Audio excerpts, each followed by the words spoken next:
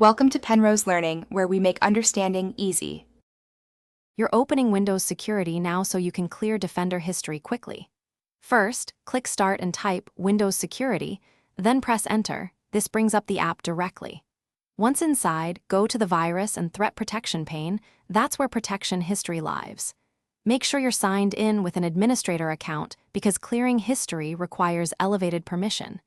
If a UAC prompt appears, approve it so we can proceed. When you see the protection status, you're ready for the next steps. Now, select Protection History to view all detections and actions Defender recorded.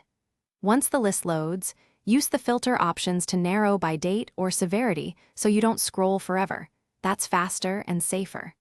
Click any entry and choose Show History Details to see what action was taken or recommended. If items are quarantined, note the difference from removed files. Make sure you review critical entries before clearing so you don't lose evidence of recent detections or needed restores. To finish, use the Clear History or Remove All option in Protection History to delete the entries you've reviewed.